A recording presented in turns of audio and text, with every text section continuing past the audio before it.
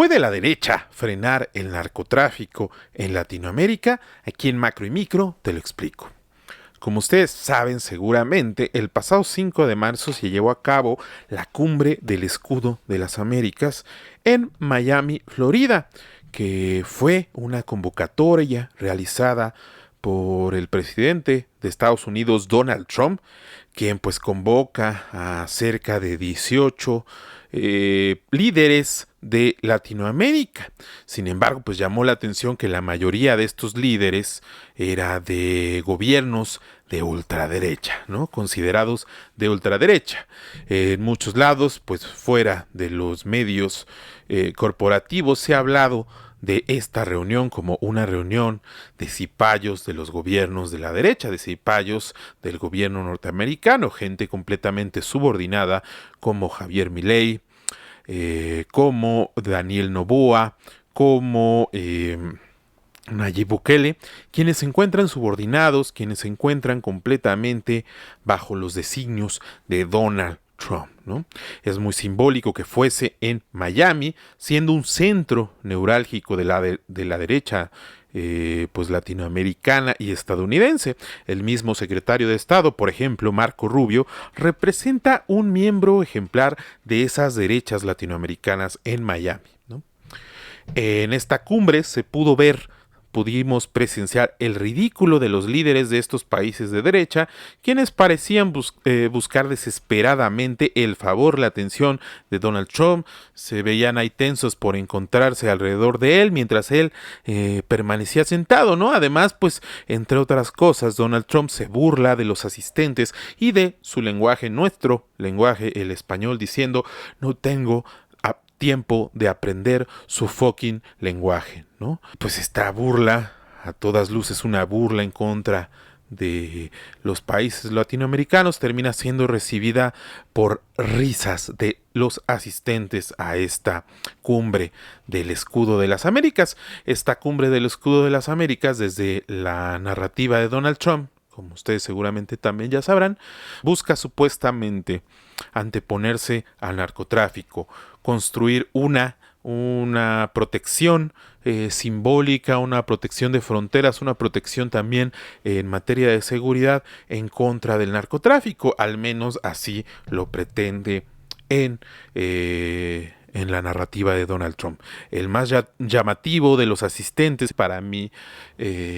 punto de vista, resulta Daniel Noboa. Daniel Noboa entra en enero de 2024 e inmediatamente, ya como presidente de Ecuador, cataloga a las organizaciones del crimen como narcoterroristas, así como también declara un estado de emergencia y un conflicto armado interno. Esto representa un movimiento inédito para los gobiernos de Latinoamérica,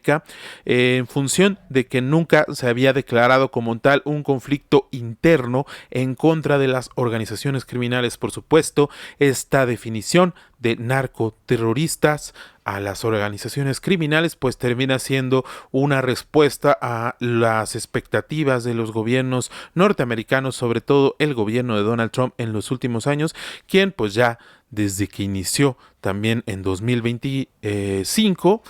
nombró a las organizaciones como narcoterroristas, a las organizaciones del crimen como narcoterroristas, pero además pues él desde su primer periodo como presidente de Estados Unidos ya había intentado nombrar como tal a las organizaciones criminales como narcoterroristas, ¿no?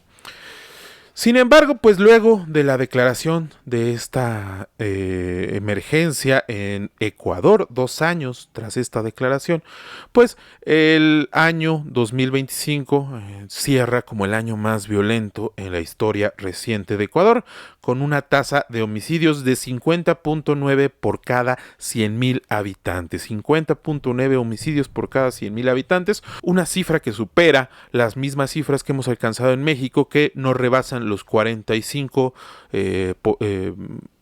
asesinatos por cada 100,000 habitantes, ¿no? Esto representa un crecimiento del 30.48% respecto del 2024 y de más de 400% respecto del 2012, cuando tuvieron su tasa más baja de homicidios con apenas 12 por cada 100,000 habitantes, una cifra histórica. Sin embargo, esta cifra es incluso mayor que la que hoy en día tienen en México, según los datos de la propia presidencia, de 11.1 por cada 100,000 habitantes, ¿no? Como ustedes saben, recientemente el gobierno de la República Mexicana, encabezado por Claudia Sheinbaum Pardo, ha hablado sobre una reducción inédita en materia de tasa de homicidios. Todo esto ocurrió en Ecuador, regresando a Ecuador. Todo esto ocurre con la cooperación permanente de Estados Unidos, que ha ido incrementándose, incluyendo las acciones recientes que se han presentado de manera espectacular en gran parte de los medios corporativos, encabezadas por Daniel Noboa, ¿no?, que anunciaron la operación permanente incluso del FBI en aquel país. Ahí se observa cómo en realidad pues Daniel Noboa lleva 2 años aplicando ya la política de mano dura en contra de las organizaciones criminales, y aún así perdura el incremento en la tasa de homicidios y el incremento de la criminalidad. Vámonos ahora a Argentina. Otro de los líderes, Milei, quien pide disculpas desde el inicio de su discurso por hablar en español. Imagínense un presidente latinoamericano hablando en Miami, un lugar simbólico, repito, de la derecha latinoamericana y estadounidense, quien pide disculpas frente a Donald Trump por hablar su propio idioma. Milei, más allá de estas coimas, de estos sobornos que recibió su hermana por las políticas, por los fondos para atender a la población discapacitada de cerca del 3%, según se anunciaron en medios, pues hay que hablar de a quienes ha defendido o quienes están cerca del partido de Javier Milei, La Libertad Avanza. Me viene a la cabeza este personaje, José Luis Espert, quien fue candidato a diputado en 2025 en las elecciones consideradas intermedias allá en aquel país de Sudamérica.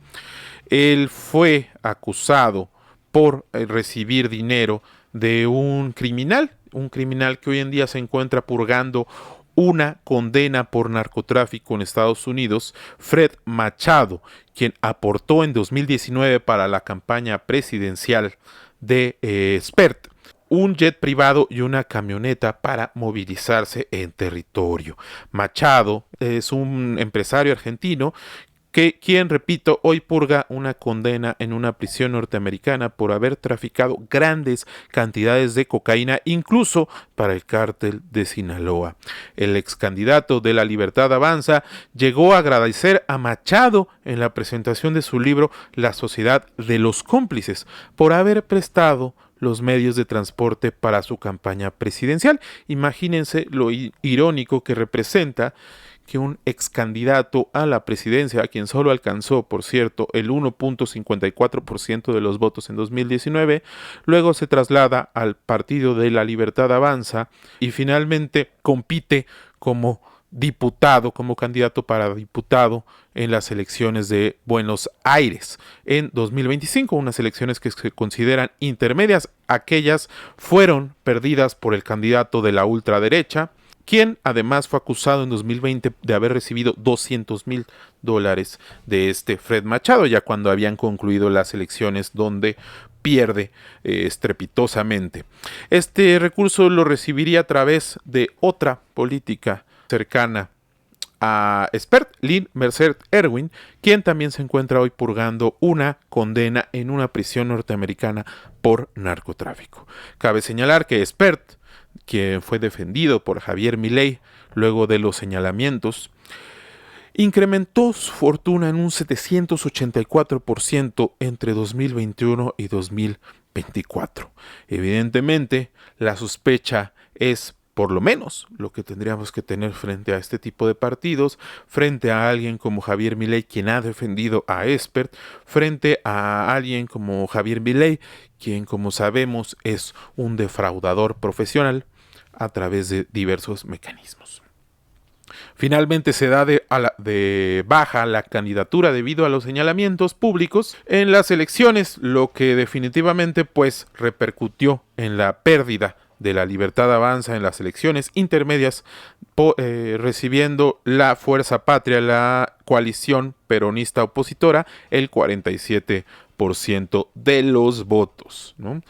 A pesar de estas acusaciones, es de destacar que Spert manejaba una narrativa de supuesta cero tolerancia, con un nivel de punitivismo, belicismo y sadismo en iguales proporciones que se oponía narrativamente al narcotráfico, diciendo, por ejemplo, en medios de comunicación, a los delincuentes los tenés que llenar de agujeros directamente, llenarlos de agujeros a balazos. Sí, a los narcos tienes que pasarlos por arriba directamente, a sus búnkers, pasarlos por arriba con los tanques, llenarlos de balazos, colgarlos en la plaza y decir, el próximo sos vos, hijo de puta, mostrándonos cómo es muy fácil manejar una narrativa de cero tolerancia contra el crimen organizado en público, mientras por detrás de bambalinas recibe sobornos de las organizaciones criminales. Ahora otro actor, Nayib Bukele, uno de los participantes estrellas en la cumbre, ha sido reconocido por la derecha global como un presidente que ha seguido una política, repito, de mano dura, fundando un sistema carcelario que busca concentrar de manera asesinadas a las poblaciones en conflicto con la ley. Sin embargo, el sistema carcelario de Bukele ha sido señalado por una tendencia a la violación sistemática de los derechos humanos, no solo por las condiciones en las cárceles, hacinadas, repito, sino porque una gran mayoría de los prisioneros se encuentra ahí debido a un perfilamiento racista y clasista, en el cual se encarcela a miles de personas solo por su apariencia o por tener tatuajes sin un juicio justo. Esto se replica después por Estados Unidos bajo el gobierno de Donald Trump, como sabemos, en las medidas antimigratorias protagonizadas por el ICE, como se dice, la Gestapo de Donald Trump. Recordemos que Bukele mantiene un trato con Donald Trump para encarcelar a parte de las personas deportadas, replicando las irregularidades y las violaciones al derecho a libre proceso, como el caso de un migrante regular deportado por error, Kilmar Ábrego García, a quien acusó Donald Trump de supuestamente tener tatuajes de la MS-13, lo cual no era cierto, como se pudo constatar en una entrevista que tuvo con la cadena ABC en abril de 2025, luego de que Nayib Bukele hubiera publicado en sus redes sociales una imagen editada de Ábrego García reuniéndose con un político demócrata, en la cual se le puede ver con dichos tatuajes, aunque en la realidad no los tuviera. En esa entrevista pues se puede ver bastante confundido a Donald Trump diciendo, no, claro que sí los tenía, esto no puede ser verdad. Además hay que señalar que el medio salvadoreño El Faro habría publicado una investigación en la cual se señalaba al gobierno de Bukele por haber buscado negociar con el cártel Jalisco Nueva Generación para recapturar de manera ilegal a un líder de la MS-13, Elmer Canales Rivera, alias El Croc, quien supuestamente, según la inteligencia del gobierno de Nayib Bukele, se había mudado a México. Un líder pandillero liberado en 2021 en El Salvador mediante acciones corruptas, por lo cual esta detención, la posible captura por el gobierno mexicano, pues representaba un peligro para Nayib Bukele. El problema, además de estos temas de corrupción, por supuesto, es que los modelos carcelarios como el de Nayib Bukele no solo violan derechos humanos de manera sistemática, sino que en realidad son sumamente costosos, estos sistemas carcelarios y punitivos, por supuesto, y representan además una bomba de tiempo para un país que muy probablemente en un futuro próximo generará nuevos mecanismos de crimen organizado que superarán las formas clásicas de las pandillas, es decir, para superar las formas de punitivismo que tiene Nayib Bukele, seguramente se desarrollarán nuevos mecanismos de protección a las organizaciones criminales. Hay un problema, además, que atraviesa toda esta derecha latinoamericana,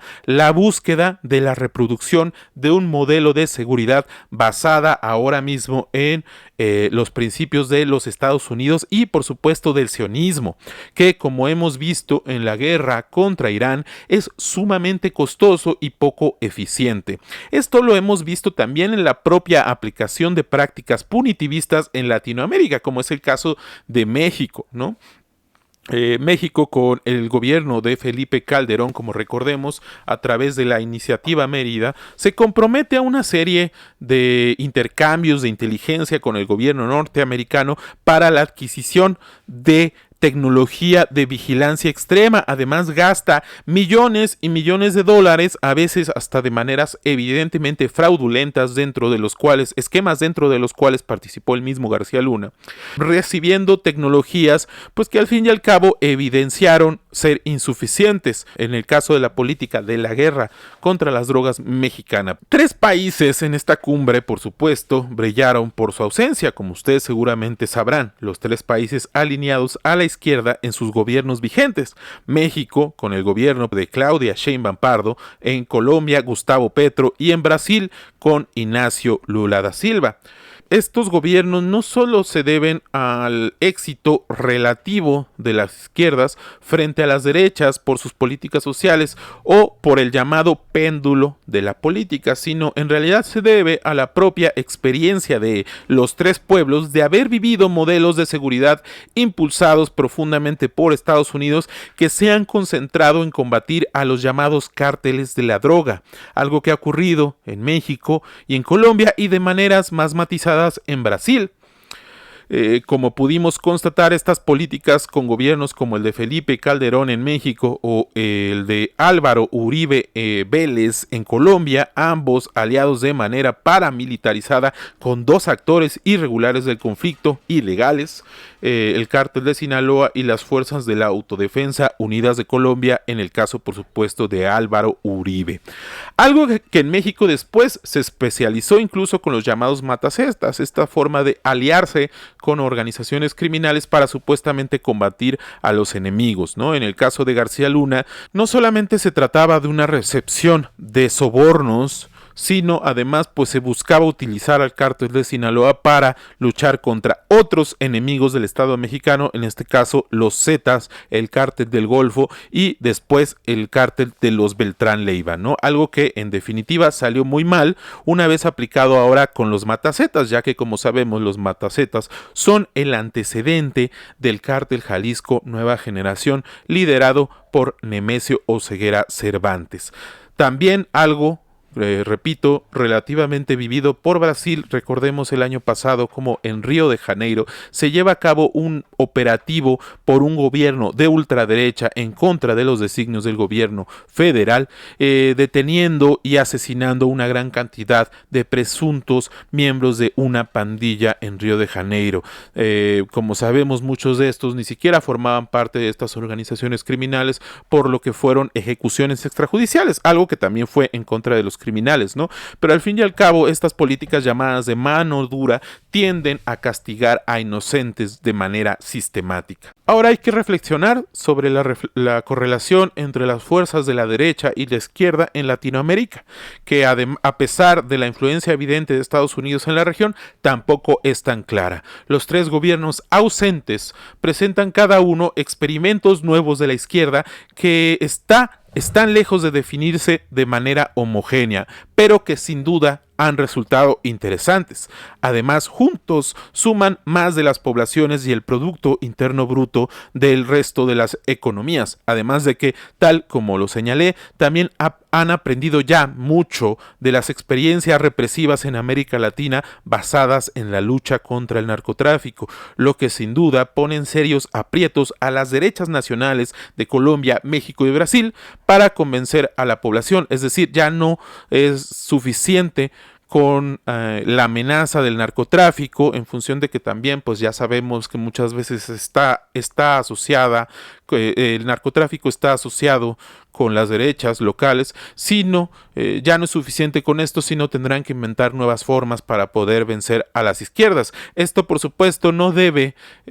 permitir que las izquierdas se duerman en sus laureles y deben reinventar también las políticas de seguridad. En el caso de la doctora Claudia Sheinbaum Pardo, he de reconocerlo, Después de ver cómo se ha aplicado una medida en contra del cártel Jalisco Nueva Generación, me parece que es necesario brindar el beneficio de la duda a la forma en la que ha operado el gobierno de la doctora Claudia Sheinbaum Pardo, con, por supuesto,